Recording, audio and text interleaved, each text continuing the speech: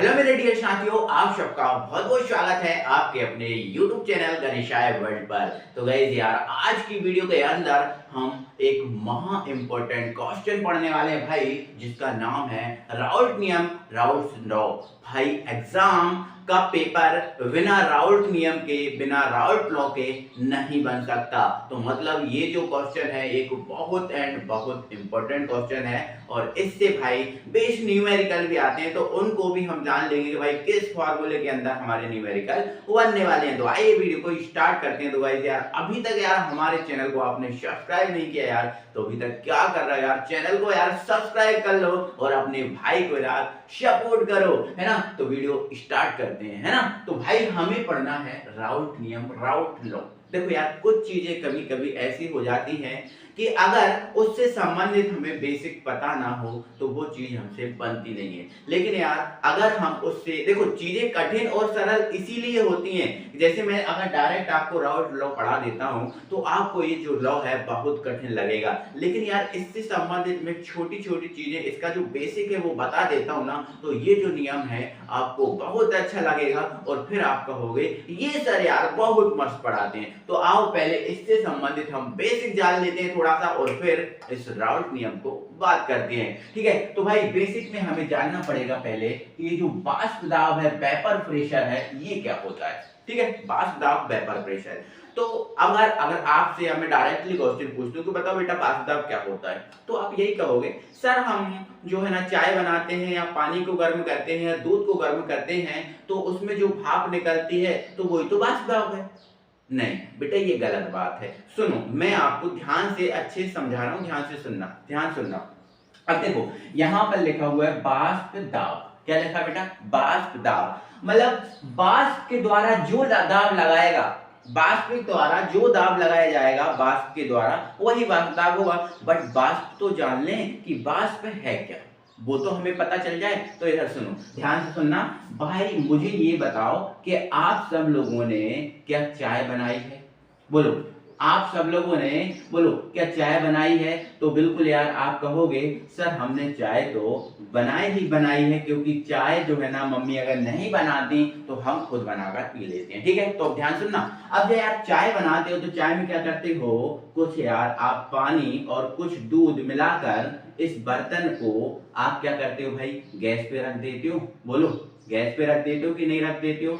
है ना, रख देते हो ना। ठीक है, अगर आपने अगर कभी ऐसा देखा हो कि अगर इस बर्तन में मैंने पानी, दूध, चाय पत्ती, शक्कर ये सब मिला के इसके ऊपर रख दिया गैस पर, तो यार हम देखेंगे यार कुछ समय पश्चात इसके ऊपर, इस जो आपने पानी लिया है, जो भी आपने सॉल्यूशन लिया है, उसके ऊपर यार कुछ समय पश्चात गोल गोल अणु बनने लगते हैं। क्या बनने लगते हैं बेटा? गोल गोल अणु बनने लगते हैं।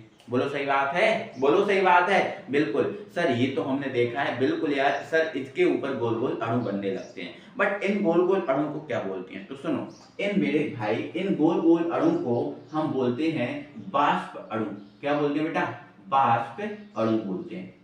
जो गोल गोल अणु बनते हैं ना किसी भी सॉल्यूशन के ऊपर, किसी भी विलयन के ऊपर, जब हम उसको गर्म करते हैं तो उन अणुओं को बेटा वाष्प अणु बोलते हैं। तो यही कहलाते हैं वाष्प अणु। समझ रहे ना? तो वाष्प अणु अगर कोई कुछ पूछे क्या है तो बता देना कि किसी विलयन को गर्म करने पर उसके ऊपर जो गोल गोल अणु बनते हैं उन्हें हम वाष्प अणु कहते हैं। ठीक है ना। अब भाई अगर आप ये जो है ना इसको गर्म करते रहोगे, करते रहोगे, करते रहोगे, तो ये जो गोल गोल अणु हैं इनकी जो संख्या है मेरे भाई वो बढ़ती रहेगी, कम नहीं होगी, बढ़ती रहेगी। ठीक है ना। अब जब ये संख्या जो बढ़ती रहेगी तो एक लेयर के ऊपर दूसरी लेयर बनेगी, दूसरी लेयर के ऊपर क्या होगा? तीसरी लेयर बनेगी, ऐसे बढ़ती रहेगी।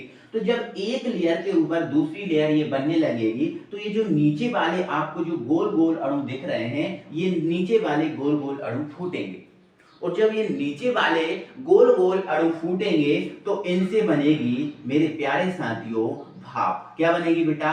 भाप बनेगी। क्या बनेगी? भाप बनेगी। और ये भाप जो है इस टाइप से ऊपर जो है ना निकल जाएगी, है ना। तो ध्यान रखना, जो भाप है ये जो बन रही है ये क्या है, ये भाप है। क्या है ये बेटा, भाप है। ये भाप कब बनी, जब बाष्प अणु टूटे, है ना। जब बाष्प अणु टूटे तो क्या बनेगी, ये भाप बनेगी। ध्यान रखना, ये भाप कब बनेगी, जब बाष्प अणु टूटेगी। ठीक है, तो बाष्प अणु टूटेंगी तो बेटा क्या बनेगी, भाप बनेगी। लेकिन यार इसमें एक लॉजिक है, वो लॉजिक क्या है बेटा, वो लॉजिक ये है कि यार जब बताओ, जब ये बाष्प अणु टूटेंगे, जब ये बाष्प अणु क्या होंगे, टूटेंगे। यार जैसे मान के चलो यार मैं इसको तोड़ूं, जैसे मान के चलो मेरे पास ये है, अगर मैं इसको तोड़ूंगा तो मुझे इस पर क्या लगाना पड़ेगा, फोर्स लगाना पड़ेगा। क्या लगाना पड़ेगा, फोर्स लगाना पड़ेगा ना, तभी तो ये टूटेगा, नहीं तो ये नहीं टूटेगा। तो यार क्या होगा, जब ये बाष्प अणु टूटेंगे, जब ये बाष्प अणु बेटा फूटेंगे या टूटेंगे, तो ये जो बाष्प अणु है, जो भी यहाँ पर लिक्विड भरा है, इस लिक्विड पर क्या लगाएंगे, एक फोर्स लगाएंगे। क्या लगाएंगे बेटा,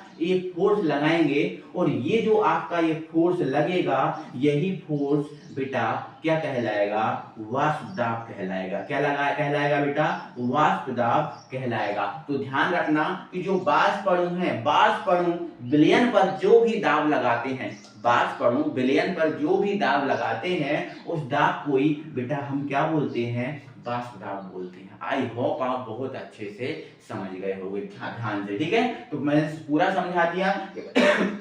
भाई किसी विलयन को गर्म करेंगे तो उस पर जो गोल गोल अणु बनेंगे उन्हें बाष्प अणु कहेंगे। और जब ये बाष्प अणु टूटेंगे तो ये काय में बदल जाएंगे बेटा, भाप में बदल जाएंगे। लेकिन जब ये बाष्प अणु टूटते हैं तो ये बाष्प अणु इस विलयन के ऊपर एक दाब लगाते हैं, जिसे हम बोलते हैं बेटा बाष्प दाब। क्या बोलते हैं, बाष्प दाब। और बाष्प दाब को ध्यान से सुनना बेटा, इसको हम पी से व्यक्त करते हैं। किससे व्यक्त करते हैं बेटा, बाष्प दाब को पी से व्यक्त करते हैं। जो पी है इसको बाष्प दाब से हम व्यक्त करते हैं। ठीक है, ध्यान रखना इस बात को। ओके, अब एक बात ये है, सर किसका बाष्प दाब अधिक होता है, किसका बाष्प दाब कम होता है, ये और बताओ। तो मेरे भाई एक बात ध्यान से सुनना कि जो शुद्ध विलायक होता है, क्या होता है बेटा, शुद्ध विलायक होता है। शुद्ध विलायक जैसे शुद्ध विलायक क्या होता है बेटा, जल होता है। शुद्ध विलायक क्या होता है, जल होता है। शुद्ध विलायक जो जल है इसका वाष्प दाब सबसे अधिक होता है। ठीक है, क्यों होता है, उसका भी रीजन आपको बताने वाला हूं।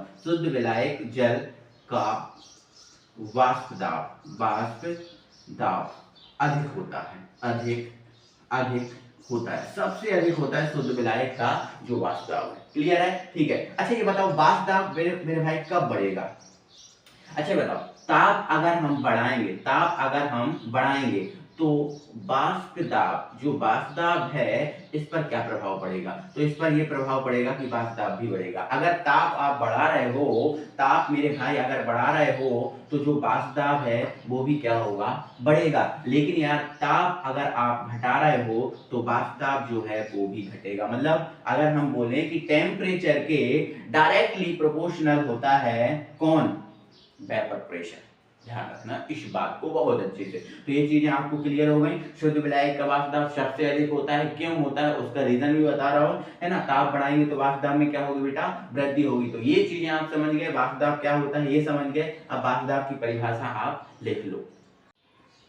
तो ये बेटा आपको कॉपी में परिभाषा लिखना है, स्थिर ताप पर किसी द्रव की सतह के ऊपर उपस्थित। देखो स्थिर ताप पर कोई भी चीज मैं आपको पहले ही बता चुका हूं कि यार अच्छी होती है ना, अच्छा हमें प्रदर्शन मिलता है, इसलिए स्थिर ताप पर की जाती है। तो स्थिर ताप पर किसी द्रव की सतह के ऊपर उपस्थित वाष्प अणुओं द्वारा, कौन से अणु द्वारा, वाष्प अणुओं द्वारा लगाया गया दाब वाष्प दाब कहलाता। क्लियर है ये बात। और यही बात मैंने आपको समझाई कि स्थिर ताप पर किसी द्रव के सतह के ऊपर जो वाष्प अणु है जो दाब लगाएंगे वही दाब क्या होगा बेटा, वाष्प दाब होगा। इसे हम किससे व्यक्त करते हैं, पी से व्यक्त करते हैं। बट थोड़ा सा आप यहाँ जान लो। देखो अब वाष्प दाब को तो बेटा हम किससे व्यक्त करते हैं, पी से व्यक्त करते हैं। किससे व्यक्त करते हैं, पी से। बट अगर मैं इसको विलायक का वाष्प दाब बनाना चाहूं तो विलायक क्या होता है, ए होता है। मैं पहले से ही आपको बता रहा हूं विलायक क्या होता है बेटा, ए होता है। तो ये क्या हो जाएगा, पीए हो जाएगा। ठीक है, अब शुद्ध विलायक का वाष्प दाब अगर बताना है तो देखो शुद्धता जब भी आ जाए तो देखो ये विलायक का वाष्प दाब है, इसको पी से तो पीए से तो व्यक्त करेंगे।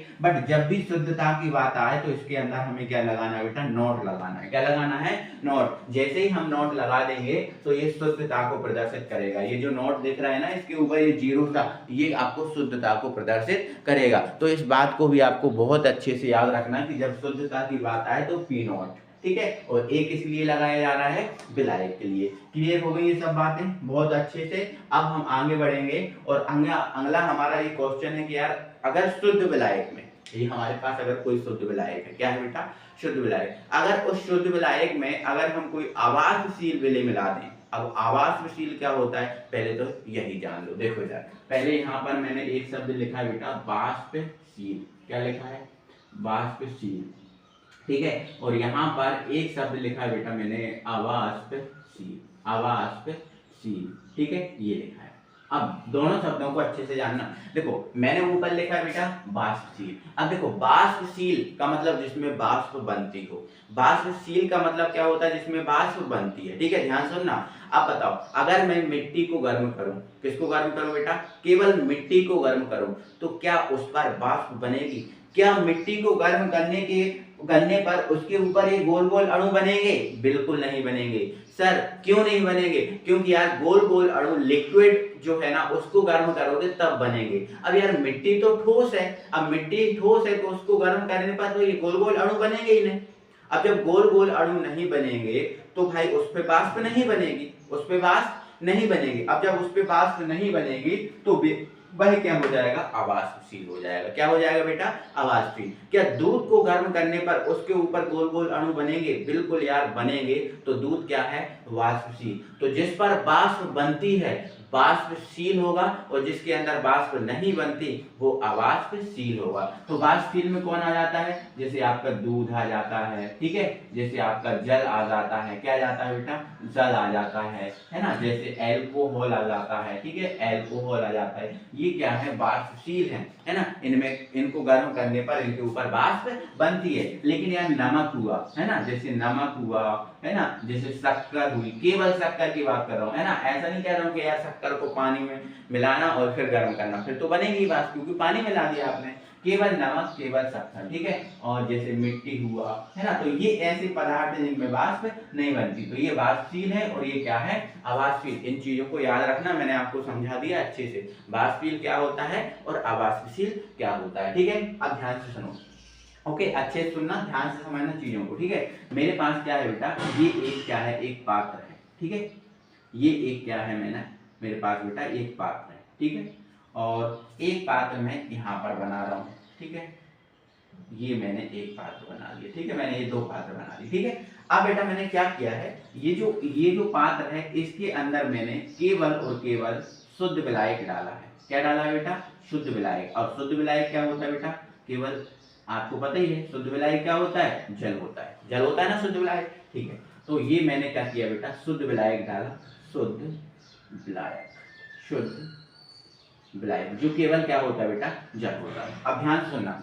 अगर मैं इसको गर्म करूंगा, अब मैं इसको क्या करूंगा बेटा, गर्म करूंगा। जब मैं इसको गर्म करूंगा तो यार जब मैं इसको गर्म करूंगा तो इसके ऊपर क्या होंगे, गोल गोल अणु बनेंगे, गोल गोल अणु बनेंगे, जिसे हम क्या बोलेंगे, वाष्प अणु बनेंगे। क्या बोलेंगे इसको हम, वाष्प अणु कहेंगे। और जैसे ही गर्म करता जाऊंगा, जैसे ही मैं ताप बढ़ाता जाऊंगा तो ये वाष्प अणु की संख्या क्या हो जाएगी, बढ़ती जाएगी। और जब वाष्प अणु की संख्या बढ़ती जाएगी मतलब वाष्प अणु बहुत सारे बनेंगे, वाष्प अणुओं की संख्या बनेगी मतलब वाष्प अणु बहुत सारे बनेंगे। और जब बहुत सारे वाष्प अणु बनेंगे तो वाष्प दाब भी क्या होगा, ज्यादा ही होगा। वाष्प दाब क्या होगा बेटा, ज्यादा होगा, क्योंकि इसके अंदर बहुत सारे वाष्प अणु बन रहे हैं। और जब बहुत सारे वाष्प अणु बन रहे हैं तो वाष्प दाब क्या होगा, ज्यादा ही होगा, है ना, वाष्प दाब क्या होगा बेटा, ज्यादा ही होगा। ध्यान सुनना, बहुत अच्छे से ध्यान से समझते जाना। तो शुद्ध विलायक का जो वाष्प दाब है मुझे ज्यादा मिला है, शुद्ध विलायक का वाष्प दाब क्या मिला, मुझे ज्यादा मिला। लेकिन मैं मेरे भाई आगे थोड़ा सा एक काम कर दे रहा हूँ, वो गलत काम ही समझ लेना कि यार मैंने क्या किया, जो जल था इस जल के अंदर मैंने नमक डाल दिया। जल के अंदर मैंने क्या डाल दिया बेटा, नमक डाल दिया। और नमक क्या है बेटा, नमक क्या है, बोलो, नमक क्या है बेटा, अवाष्पशील विलेय है, ठीक है, ध्यान रखना। नमक क्या है बेटा, अवाष्पशील विलेय है। देखो जल में नमक डाला तो नमक तो विलेय का काम करेगा, जल में नमक डाला तो नमक किसका काम करेगा, विलेय का काम करेगा। बट जो नमक है वो अवाष्पशील है, इसलिए हम इसको अवाष्पशील विलेय कहेंगे। क्लियर हुआ, ठीक है। तो मैंने जल के अंदर बेटा क्या डाल दिया, अवाष्पशील विलेय डाल दिया, ठीक है। अब ध्यान से सुनना, अवाष्पशील विलेय क्या होता है, जिसकी वाष्प नहीं बनती। अवाष्पशील विलेय क्या होता है बेटा, जिसकी वाष्प नहीं बनती। ध्यान से सुनना बहुत अच्छे से। अब अच्छा ध्यान सुनना, अब देखो, जैसे ही मैंने जल के अंदर बेटा नमक डाला, जल के अंदर बेटा क्या डाला, नमक, तो जो नमक था वो जल के साथ मिल गया। अच्छे सुनना, नमक जो था वो जल के साथ मिल गया। अब नमक जल के साथ मिल गया, अच्छे सुनना, ठीक है। अब मैं बेटा क्या कर रहा हूँ, इसको गर्म कर रहा हूँ, इसको मैं क्या कर रहा हूँ, गर्म कर रहा हूँ। ध्यान सुनना, नमक को क्या कर रहा हूँ, सॉरी, जल और नमक को बेटा मैं क्या कर रहा हूँ, गर्म कर रहा हूँ। तो जब मैं गर्म करूंगा तो देखो, जल के साथ कौन मिला है बेटा, नमक, जल के साथ कौन मिला है, नमक। तो नमक तो वाष्प में परिवर्तित होगा नहीं, नमक तो वाष्प में परिवर्तित होगा नहीं, क्योंकि नमक क्या है, अवाष्पशील, नहीं होगा।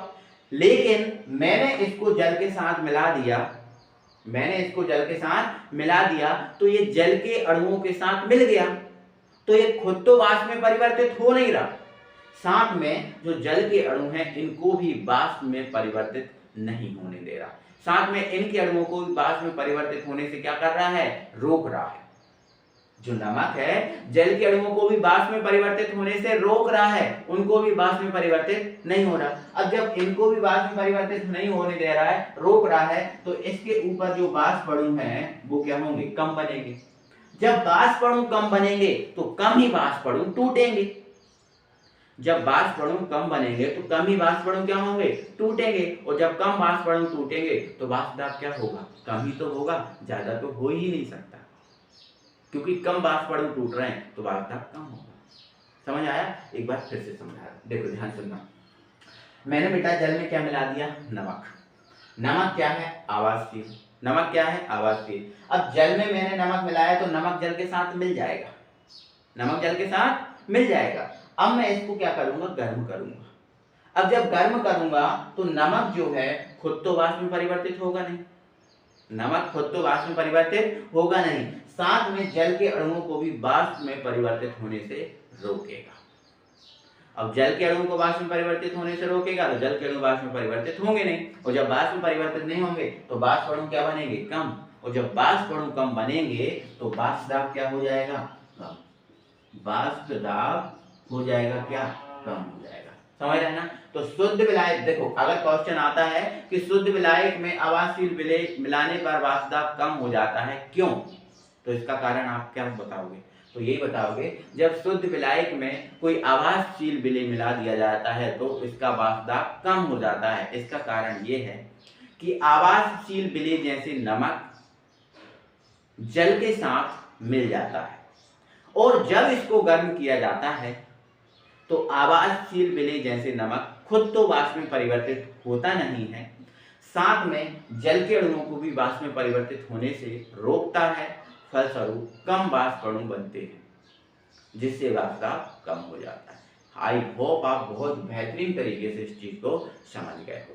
क्लियर है, यहाँ पर जो लिखा था उसको आप स्क्रीनशॉट लेना और अपनी कॉपी में लिख लेना। तो ये वाष्प दाब हुआ, और शुद्ध विलायक में कोई अवाष्पशील मिलाते हैं तो वाष्प दाब कम हो जाता है, क्यों, ये इसका स्पष्टीकरण हो गया, और ये बेहतरीन तरीके से आप चीज़ों को समझ भी गए होंगे, कोई दिक्कत नहीं है। और अब हम चीज़ों को बढ़ाते हैं प्यारे साथियों आगे। यार मेरे भाई, अब जो राउल्ट नियम है बहुत हम आसानी से, बहुत इजी तरीके से पढ़ सकते हैं, और हर एक चीज आपको समझ आने वाली है, ठीक है। तो ध्यान से सुनना है पहले मेरी बातों को। देखो अगर राउल्ट नियम की बात करें बेटा, तो राउल्ट नियम दो प्रकार के विलयनों पर लागू होता है। कितने प्रकार के, दो। अब ये दो प्रकार के कौन कौन से, तो देखो मैंने अभी आपको एक वाष्पशील बताया था और एक अवाष्पशील बताया था ना, ठीक है। तो देखो दो प्रकार के विलयनों पर लागू होता है। एक विलयन होता है आपका अवाष्पशील विलेय युक्त विलयन। अवाष्पशील विलेय युक्त विलयन मतलब ऐसा विलयन जिसमें कोई अवाष्पशील विलेय मिला है। जैसे मान के चलो, है ना, मेरे पास ये पात्र है, मेरे पास क्या है, पात्र, इसमें क्या है, जल, और अगर मैं इस जल में नमक मिला दूं तो जल और नमक मिलके क्या बनाएंगे, विलयन। लेकिन इस विलयन में अवाष्पशील विलेय जैसे नमक मिला हुआ है, तो ये जो विलयन बनेगा वो अवाष्पशील विलेय युक्त विलयन होगा। समझ आया आपको बात, ठीक है। लेकिन अब देखो दूसरा है वाष्पशील विलेय युक्त विलयन। अब वाष्पशील विलेय युक्त विलयन का मतलब ये है, जैसे मेरे पास क्या है, ये पात्र है, इसमें क्या है, जल, और जल में मैं क्या डाल दूं बेटा, दूध डाल दूं। क्या डाल दूं, दूध। तो दूध की तो वाष्प बनती है, तो दूध क्या है, वाष्पशील। तो ये है आपका जो विलयन बना, जल और दूध मिलकर जो बना है वाष्पशील विलेय युक्त विलयन, और ये है अवाष्पशील विलेय युक्त विलयन। तो राउल्ट नियम अवांछित विलयुक्त विलयन और वांछित विलयुक्त विलयन पर लागू होता है। बट मेरे भाई आगे क्या हुआ, जो वांछित विलयुक्त विलयन है इस पर ये नियम पूर्णतः लागू नहीं हो पाया। अब जब पूर्णतः लागू इस पर नहीं हो पाया तो इसके लिए ये नियम सिद्ध नहीं हो पाया, और जब ये सिद्ध नहीं हो पाया तो ये आया ही नहीं, तो इसको हम नहीं पढ़ते हैं। केवल वांछित विलयुक्त विलयन के लिए राउट नियम हम पढ़ते हैं और यही पेपर में आता है। तो आपको अगर डायरेक्ट आए या फिर ऐसा पूछ ले कि अवांछित विलयुक्त विलयन के लिए राउट नियम लिखिए या राउट नियम लिखिए, कोई सा भी आए आपको जो मैं बता रहा हूँ यही लिखना है। क्लियर? ठीक है, तो हम अवांछित विलयुक्त विलयन के लिए राउट नियम पढ़ते हैं। तो आपको बस यहाँ लिखना है इस नियम के अनुसार। अब इस नियम के अनुसार क्या होता है, तो देखो स्थिरता पर, मैंने बोला था कोई भी चीज स्थिरता पर दी जाती है, तो स्थिरता पर किसी आवासशील विलयुक्त विलयन में, अब आवासशील विलयुक्त विलयन के लिए है तो आवासशील विलयुक्त विलयन लेना पड़ेगा। ठीक है, तो स्थिरता पर किसी आवासशील विलयुक्त विलयन जिसमें आवासशील विलय मिला हो, ठीक है, विलयुक्त विलयन में, आवासशील विलयुक्त विलयन की बात कर रहे हैं, जो आवासशील विलयुक्त विलयन है उसमें, ठीक है, उसमें जो विलायक का वास्तव होगा, आवासशील विलयुक्त विलयन में जो विलायक का वास्तव होगा, जो क्या होगा, विलायक का क्या होगा बेटा, वास्तव, वो विलायक के इस मूल प्रभाज की कैसा होगा, समानुपाती होगा। विलायक का वास्तव विलायक के मूल प्रभाज, विलायक के वास्तव विलायक का क्या, मूल प्रभाज, तो विलायक का वास्तव विलायक के मूल प्रभाज के कैसा होता है, डायरेक्टली प्रोपोर्शनल, मतलब समानुपाती होता है। ठीक है, ये साफ साफ लिखा है। मतलब अगर आवासशील विलयुक्त विलयन में विलायक का वास्तव क्या करेंगे, हम बढ़ाएंगे तो विलायक के मूल प्रभाज की जो संख्या है वो भी बढ़ेगी। ठीक है, और अगर घटाएंगे तो वो भी घटेगी, क्योंकि समानुपाती का मतलब तो यही होता है। ठीक है, तो मैंने यहाँ मान लिया यदि विलायक का वास्तव क्या है बेटा, Pa है और विलायक के मूल प्रभाज क्या है, Xa है ना, तब इस नियम के अनुसार क्या हो जाना है, तो विलायक का वास्तव विलायक के मूल प्रभाज के समानुपाती, तब क्या हो जाना है, तब Pa समानुपाती Xa हो जाना है, बिल्कुल हो जाना है, कोई प्रॉब्लम नहीं है, क्योंकि ये खुद इसने बोला है। ठीक है, चलो आगे सुनो। यार मुझे ये बताओ, अगर मैं समानुपाती का चिन्ह हटाऊंगा तो क्या आएगा बेटा, एक नियतांक आएगा, और वो नियतांक क्या होगा, x। ठीक है, तो मैं यहाँ लिख दूंगा जहाँ k1 नियतांक है, k क्या है बेटा, नियतांक है। ठीक है, ध्यान रखना। तो समानुपाती का जैसे ही मैंने चिन्ह हटाया तो नियतांक आता है बराबर के बाद, तो ये मैंने नियतांक लिख दिया। अब मैं इसको आगे बढ़ाऊंगा, थोड़ा सा काम करना है बेटा, इसको समीकरण नंबर 1 देना है। ठीक है, ठीक है, इतना हमने काम कर दिया। अब ये कंप्लीटली सिद्ध नहीं हो पाया, आगे हमें कुछ और लिखना है। अब ध्यान से सुनना, अब यार मेरे भाई आगे जो भी मैं करूंगा वो समीकरण 1 के साथ करूंगा, कुछ भी करूंगा समीकरण 1 के साथ करूंगा, तो ध्यान से इसको अच्छे से समझना। जो समीकरण 1 में जो Pa बराबर K और Xa है, इसको क्या करना है वो देखना। ठीक है, तो मैं यहाँ एक लाइन लिख रहा हूँ, समीकरण 1 को शुद्ध विलायक के लिए लागू करने पर, शुद्ध विलायक के लिए, शुद्ध विलायक के लिए लागू करने पर, अब मैं इसको बेटा शुद्ध विलायक के लिए लागू करूंगा, जो समीकरण है इसको शुद्ध विलायक के लिए लागू कर दूंगा। मतलब अभी ये जो जिस भी विलायक के लिए है उसको अब मैं शुद्धता के लिए लागू कर रहा हूँ, और शुद्ध विलायक क्या होता है बेटा, जल होता है। शुद्ध विलायक क्या होता है, जल, तो मैं शुद्ध विलायक के लिए लागू करूंगा। तो जब मैं इसको पूरा शुद्ध बना दूंगा तो देखो अभी ये क्या है बेटा, ये विलायक का वास्तव, ये किसका वास्तव है, विलायक का वास्तव है, तो ये जो वास्तव किसका वास्तव बन जाएगा, शुद्ध विलायक का वास्तव बन जाएगा, क्योंकि मैं शुद्धता के लिए लागू कर रहा हूँ ना, तो ये जो विलायक का वास्तव है वो किसका वास्तव बन जाएगा, शुद्ध विलायक का वास्तव। ठीक है, लागू करने पर जो Pa है वो किसके बराबर हो जाएगा बेटा, P0 A के, क्योंकि मैं शुद्धता के लिए लागू कर रहा हूँ ना, तो Pa तो बराबर किसके हो गया बेटा, P0 A के। अब K तो कांस्टेंट है, इसका कुछ नहीं हो सकता। ठीक है, अब यहाँ X से क्या होगा, देखो इधर किंतु लगा रहा हूँ मैं, किंतु लगा रहा हूँ। ठीक है, किंतु XA plus XB is equal to क्या होता है बेटा, 1 होता है। ध्यान रखना, XA और XB इज इक्वल टू क्या होता है, 1। मैं आपको पहले ही बता चुका हूँ, कल की क्लास में शायद मैंने बताया था कि XA plus XB is equal to 1 होता है। अब ध्यान सुनना, देखो शुद्ध विलायक बोला, मैंने क्या बोला बेटा, शुद्ध विलायक। क्या बताओ, शुद्ध विलायक में विलय होगा, शुद्ध विलायक में क्या विलय होगा, तो आप बोलोगे सर नहीं होगा, शुद्ध विलायक में विलय नहीं होगा। जब विलय नहीं होगा तो क्या विलय के मूल प्रभाज होंगे, नहीं।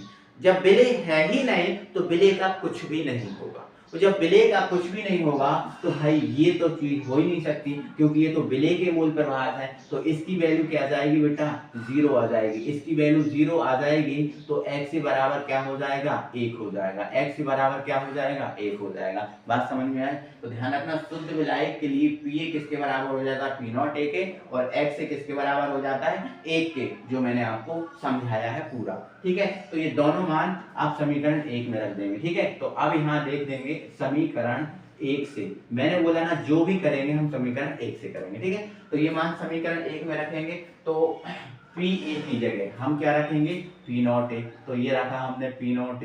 ठीक है, के आपका सेम रहा, और x की जगह हम क्या रखेंगे बेटा, 1 रखेंगे। तो ये रहा 1। तो यहाँ से 1 का कोई मतलब नहीं है, तो यहाँ k इज इक्वल टू क्या आ गया बेटा, P0 A। तो k की वैल्यू कितनी आ गई, P0 A।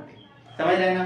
तो समीकरण 1 से निकाला हमने, उसी में रखा, मतलब जिस पातल में खाया उसी में छेद किया, ऐसा हम बोल सकते हैं। जिस पातल में खाया उसी में छेद किया, क्योंकि उसी से हमने मान निकाला और उसी में रखा। तो k का मान आ गया, और k का मान जो आया वो फिर से समीकरण 1 में रखेंगे। मैंने क्या बोला, सबको समीकरण 1 के साथ करने वाले हैं, ध्यान से सुनना। ठीक है, तो यहाँ लिख देंगे k का मान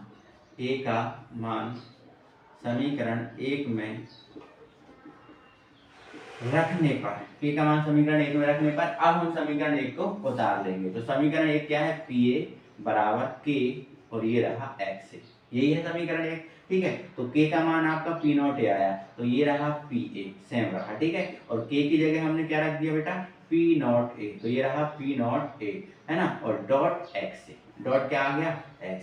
क्लियर है? ये हमारा फाइनली राउल्ट नियम जो है वो आ चुका है। आई होप आप बहुत बेहतरीन तरीके से ये चीज को समझ गए होंगे। अब मेरे भाई यहाँ से ये जो आपने एक समीकरण बनाया है, इससे क्या बात सिद्ध हो रही है, देखो इधर सुनो। देखो ये क्या है, Pa विलायक का वास्तव, P0 A क्या है बेटा, शुद्ध विलायक का वास्तव, और x क्या है, विलायक के मूल प्रभाव। तो क्या इससे एक बात सिद्ध नहीं होती कि जो विलायक का वास्तव है, ये क्या है, विलायक का वास्तव शुद्ध विलायक के वास्तव और विलायक के मूल प्रभाव के गुणनफल के बराबर होता है। देखो बीच में डॉट लगा है, मतलब ये गुणनफल ही है। तो इसका जो विलायक का वास्तव है शुद्ध विलायक के वास्तव और विलायक के मूल प्रभाव के गुणनफल के बराबर होता है, और यही फाइनली हमारा राउल्ट नियम होता है। खत्म, बोलो सियावर रामचंद्र की जय। ठीक है, खत्म हुआ, कोई दिक्कत परेशानी नहीं। अब आगे थोड़ी सी चीजें जानना और जरूरी है। अब देखो थोड़ी सी चीज जानना ये जरूरी है कि राउल्ट नियम की सीमाएं पूछ लेता है कि राउल्ट नियम की सीमाएं क्या है। तो देखो पहला तो हमने राउल्ट नियम की सीमा यही है कि राउल्ट नियम केवल आवासशील विलेय युक्त विलयन पर लागू होता है। राउल्ट नियम केवल आवासशील विलेय युक्त विलयन पर लागू होता है पूर्णतः। वास्तविक के लिए तो हमने हटा ही दिया, पहली सीमा यही है, राउल्ट नियम केवल आवासशील विलेय युक्त विलयन पर लागू होता है। दूसरी सीमा हमें ये लिखना है कि राउल्ट नियम केवल और केवल तनु, तनु का मतलब पतले, तनु का मतलब क्या होता है, पतले, तो राउल्ट नियम केवल तनु विलयनों पर लागू होता है, सांद्र विलयन पर नहीं। ठीक है, तीसरी सीमा है कि राउल्ट नियम ऐसे विलयन पर भी लागू नहीं होता जिसमें विलेय का संगुणन या वियोजन हो, है ना। ऐसे विलयन पे भी लागू नहीं होगा कि जो विलेय है विलायक के साथ मिलाएं और पूर्णतः मिल जाए, या मिलाएं पूर्णतः मिल जाए और उसको तोड़ दे, तो ऐसे विलयनों पर भी लागू नहीं होता। तो ये इसकी सीमा है। तो आई होप यार बहुत बेहतरीन तरीके से ये राउल्ट नियम आपके दिमाग में छपा होगा, आया होगा समझ में। तो यार ऐसी वीडियो में यार लाइक नहीं करोगे चैनल, ऐसे चैनल को सब्सक्राइब नहीं करोगे तो कैसे काम बनेगा यार, है ना। तो लाइक करो यार, चैनल को सब्सक्राइब करो, ज्यादा से ज्यादा वीडियो को शेयर करो और अपने भाई का सपोर्ट करो। मिलते हैं फिर, थैंक यू वेरी मच।